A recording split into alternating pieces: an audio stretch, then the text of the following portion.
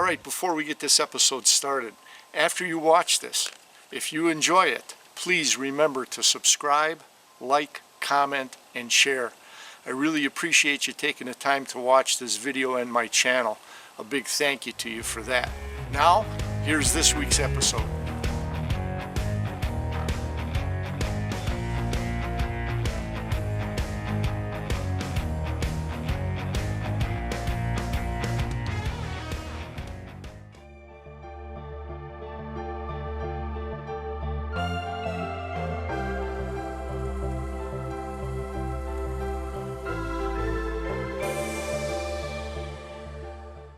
A domain beyond the reach of normal perception. At nearly 4 miles high, Mount Denali crests over the Alaska wilderness. Named Mount McKinley until 2016, Denali, meaning Great One in the native Athabascan language, is the tallest point in North America at 20,310 feet.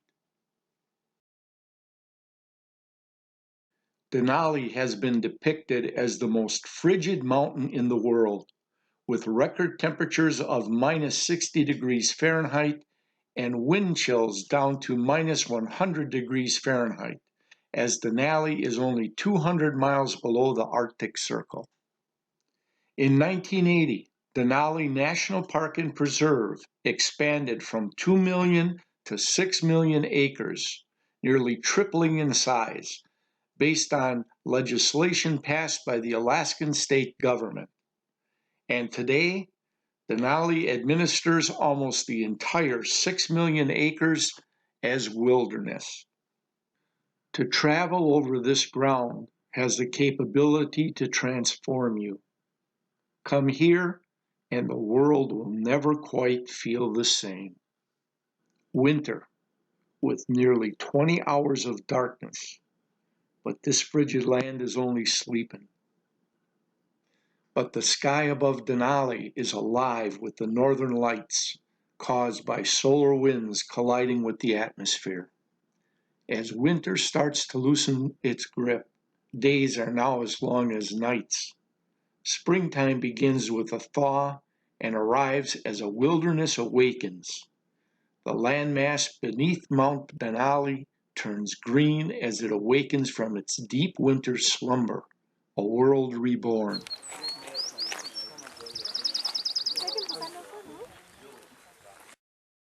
From our last port of call in Whittier, ending our 7-day Inside Passage cruise, we board the Alaskan Railroad, also known as Alaska's Lifeline, as we start our journey through the Alaska wilderness on our way to Denali National Park and Preserve. And we're moving.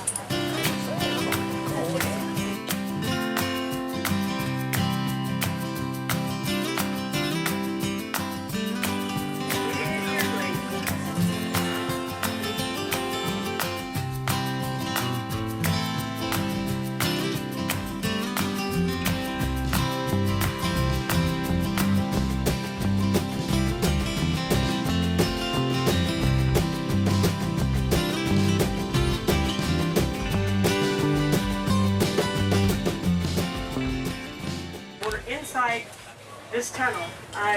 It's able to withstand avalanches on both the entrances. You can see it way over there. It has 8 safe houses, just in case. It is on a computer-controlled system, so that we don't have cars and trains go through at the same time, because that's why we've done it.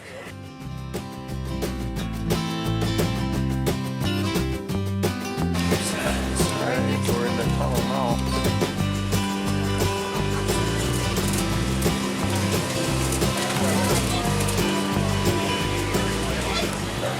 Trip.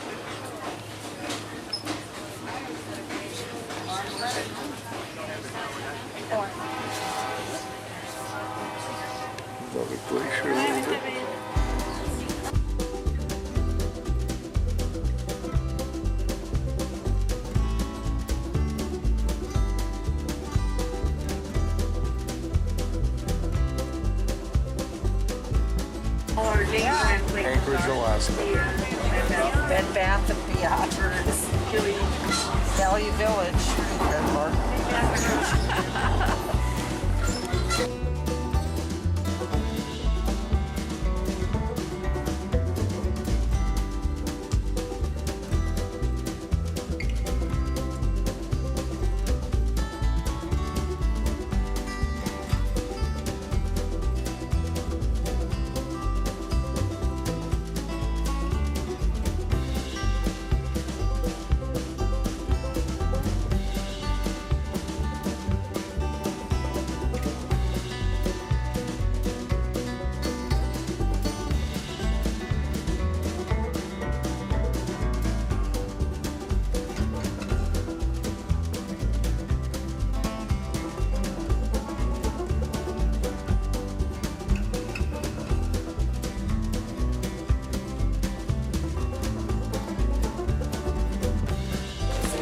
I got her to look over Yes, the edge that's of the Denali. car at 300 feet. She was on the edge of the Space Needle, and now she's 300 feet up looking over the edge. She's getting better with heights, guys.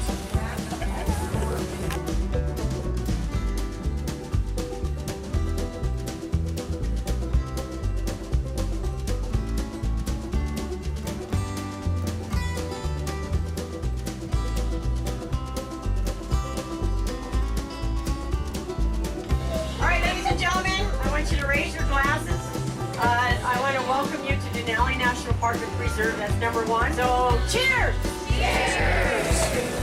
Let's see something drinking here at the water's edge. All the animals and nobody's thirsty. Right. I need you to sign this first long one.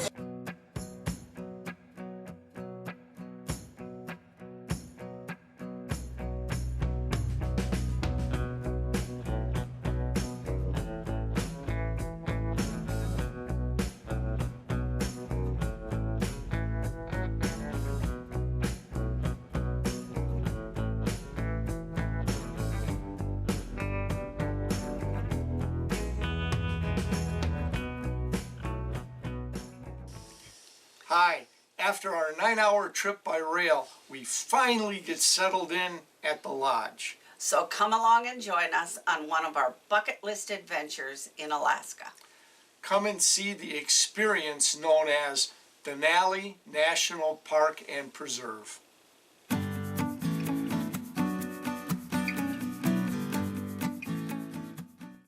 Founded as a national park in 1917, little has changed over the past 100 years.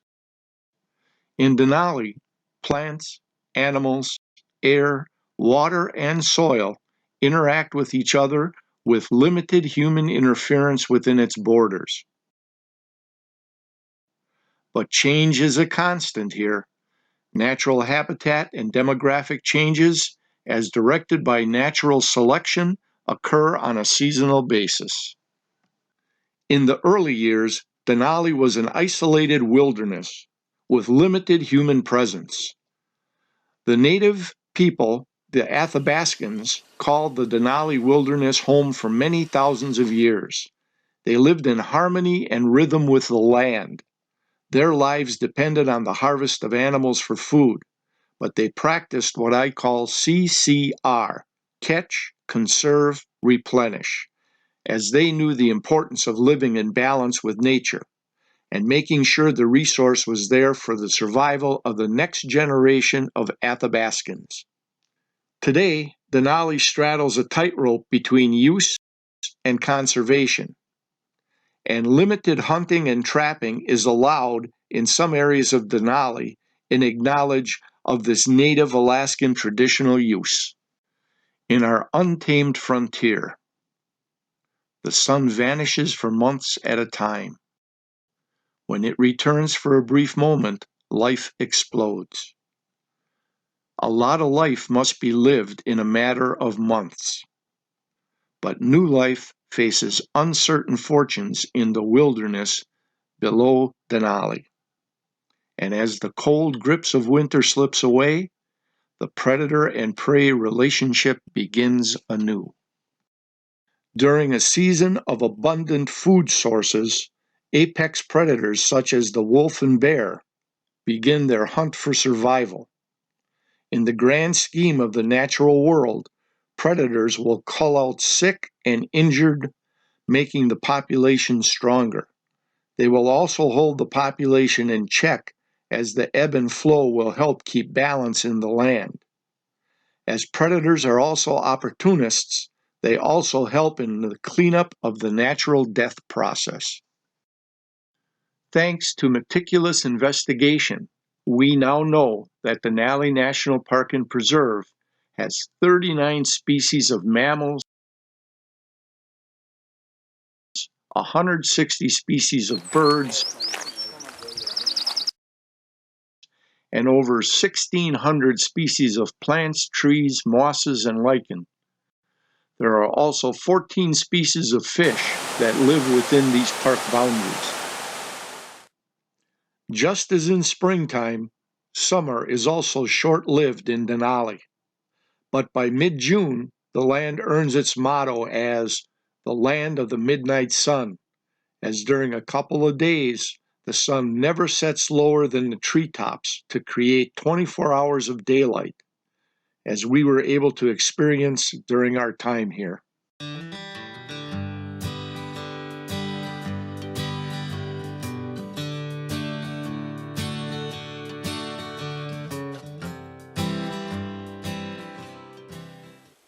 Hi.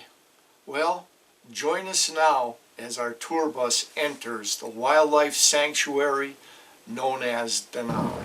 You just got to keep everything in the bus. Camera gear, body parts, heads and toes. These are park service rules. They're going to write you a ticket if they see you guys hanging out. Keep stuff in. As far as seeing anything out here, some days you're going to see everything in 20 minutes. And I'll be honest with you, there's weeks out here you don't even see a ground squirrel. So you're going to roll the dice today. This is luck, timing, right place, the right time, people who have good eyeballs on the bus. This helps us out. So the tour bus was barely down the road when someone yells out, "There's a moose!" I see his antlers. Well, whoever spotted her, good job. Yeah. Cool.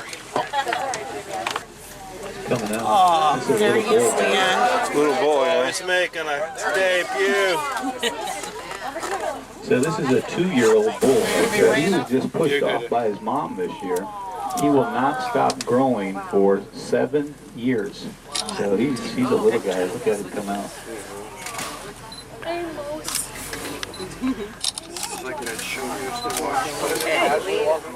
See, his mom will raise him for 2 years and then tells him, go get a job. See the moose? Look at that, right off the bat. I don't know if you're gonna. I don't see any animals. What did I do to you?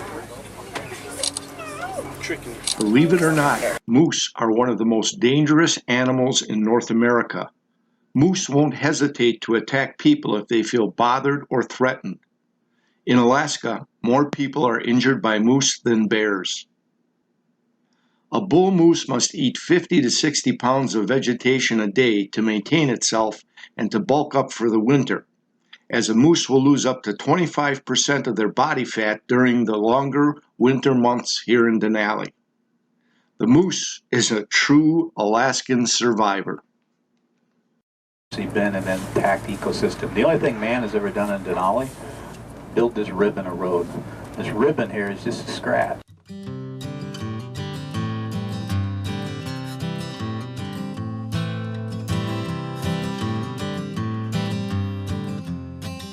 It's just a glimpse of what's out here, but everything else outside the bus window is on its own terms, allowed to evolve in its own time. But here in Denali, we probably have the most unique dog team in the world because we have the last working sled dog team in the world. Denali National Park uses sled dogs to patrol the park in the winter. The road you're on right here is not open. This thing tends to be obliterated with snow and ice. As we approach a viewing area on the road, Mount Denali is not visible for us today as the weather is not cooperating with the extensive cloud cover. Our driver guide explained to us that in the 3.5 to 4 months of driving these guided tours, the summit of Denali is usually visible about 15% of the time. So our train ride view was an outstanding opportunity for us.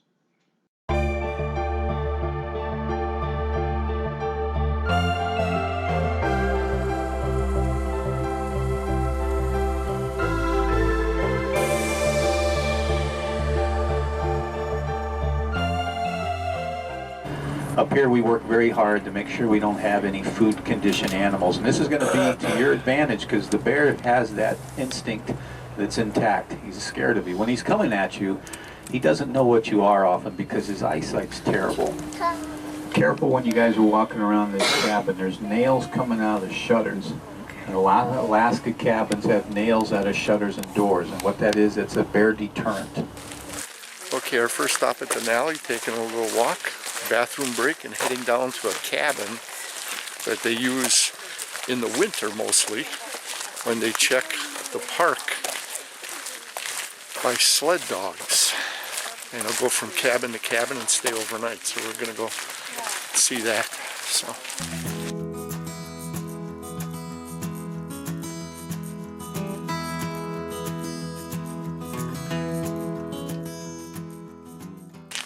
And of course, bear-proof trash cans here, just as in Canada.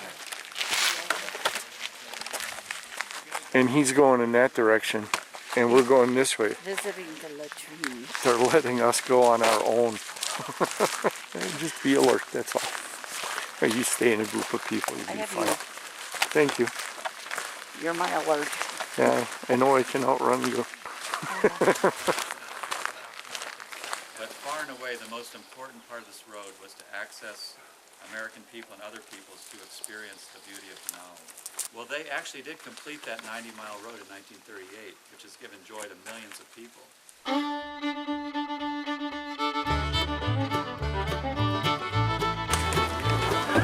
We got a little bigger stove than we got. The heater. It's warm in there.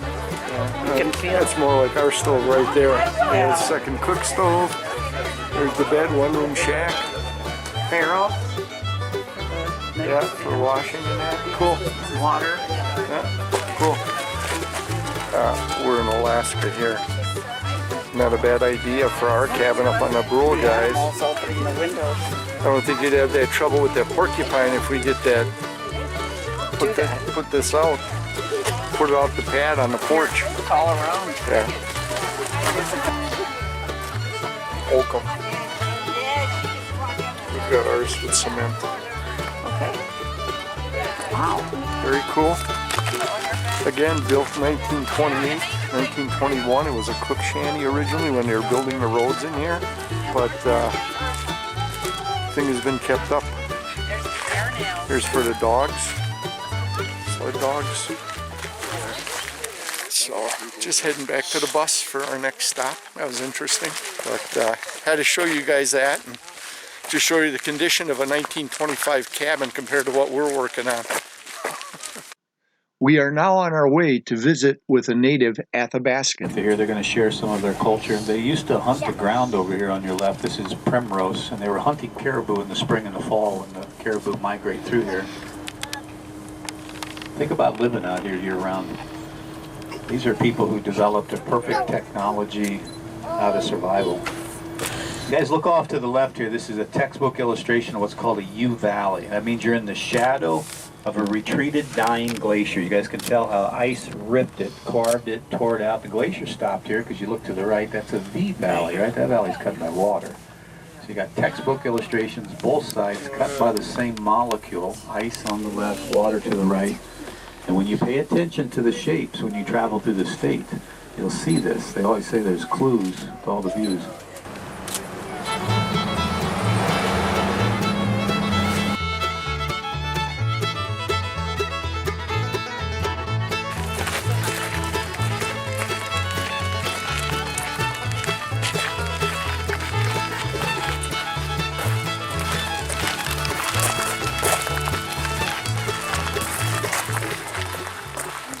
Hi.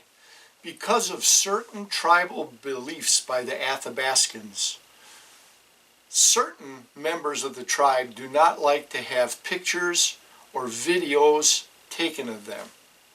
So in that respect, I talked to a tribal member named John off camera. He told me how the Athabascans honor the animals that their lives depended on, and that tradition still is practiced today. as they have certain hunting and fishing rights within Denali National Park. He told of growing up with nature at his doorstep, living with the bears, the wolves, the moose, the caribou. He also told me of how their respect for the environment, people, and wildlife and everything around you would then make everything fall into place in the natural world. And how today that's still a big part of their culture as they remain one with the land. Deadly Alaska, where the survival challenges can be epic battles. As Sandy and I look around the meadow before us, we spot some activity. Ground squirrels. For ground squirrels, as they are a major food source for almost all of Denali's wildlife, as both airborne and ground predators will feast on them. Only about 50% of all newborns will survive until the winter months. As we are heading back to the bus, I discover what I thought was claw marks on a log pole by the outhouses. Upon asking our driver guide, he confirmed that there was bear activity in this area about 3 hours before our arrival.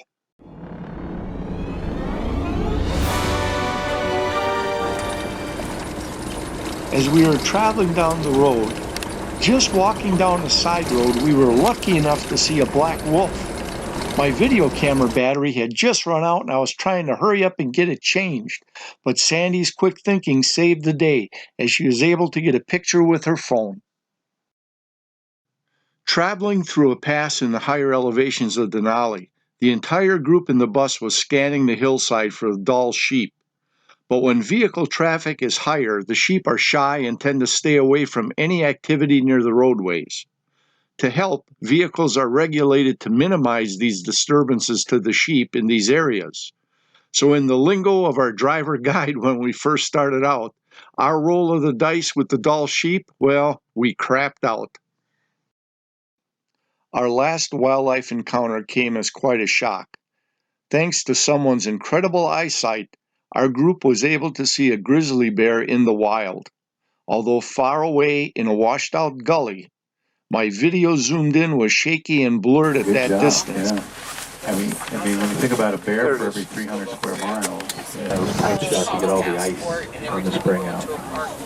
It's a nice tourist thing. And then Our dogs here, like that one you guys just walked by, when they get to that point where you need to retire the dog, they adopt our dogs out to people like you and I. So if you guys want to take home a retired Denali sled dog, potentially, you know, you could. We don't want to keep the dog here. And finally arriving back at our lodge, I found that besides us, there was a little bit of Wisconsin in Alaska. Okay guys, check this out. We come all the way to Alaska. We get bottled water on the tour. And look, distributed by Canned Water for Kids, Sussex, Wisconsin. The last of our time at Denali National Park and Preserve was spent getting a bite to eat and getting a good night's sleep. Our only regret is that we didn't allow more than a day and a half here. Our brief tour only managed to whet our appetite for more. Next time we'll plan on a longer stay here to allow for additional hiking trips to further explore this great natural resource. We were fortunate to see and experience so much, seeing native wildlife such as the moose, wolf, foxes, the ground squirrels, black bear, eagles, the beavers, songbirds, the environmental wonders of waterfalls, glaciers, the Alaskan mountain range, of which Mount Denali was the crown jewel, and experiencing incredibly 24 hours of daylight during our stay. The man-made marvels, such as the mountain tunnel and bridges that span some of the roughest land in North America. Well, I hope we were able to provide for you a glimpse into the wild nature of Denali National Park and Preserve. Hopefully this vast, rugged landscape will provoke a sense of wonderment in you, as there is just so much to see, do, and experience here. We hope you feel the pull to come and visit Alaska's Denali National Park and Reserve. Hey, thanks for watching. We'll catch you on the next Rapant Outdoors 360's Outdoor Adventure. Now be sure to join us on our next Rapant Outdoors 360's Outdoor Adventure as we continue a 2018 flashback look at some of our Alaska bucket list trips. Come along as we experience the glaciers and wildlife from Glacier Bay and College Fjord. There we go. See it? See it? Oh, there it is. Amazing. Just, oh, here it comes. Look at this. Look at this. Wow. Look at that. Wow. Amazing.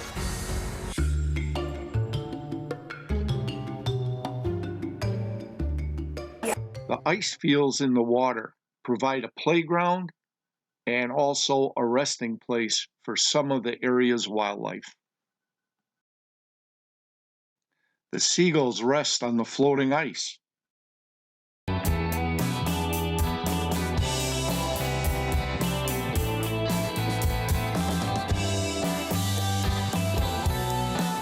And bears are attracted to the water's edge as they scavenge for easy meals along the shoreline. Sandy spots a couple of whales spouting. Watch just to the left and you'll see the water spout shooting up into the air from the surface of the water.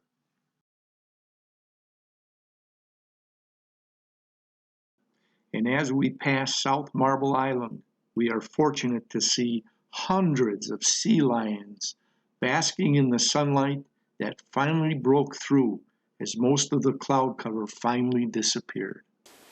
Feel free to comment below, or if you don't want to comment in the public eye, we can also be reached at rapantoutdoors360@gmail.com. Now, if you know somebody you think might enjoy this video series, please feel free to go ahead and share this video or this link with your friend. And as always, whether you fish or hunt, remember, practice CCR. Catch, conserve, replenish. Make sure that that resource is available for future generations. See you next time, guys.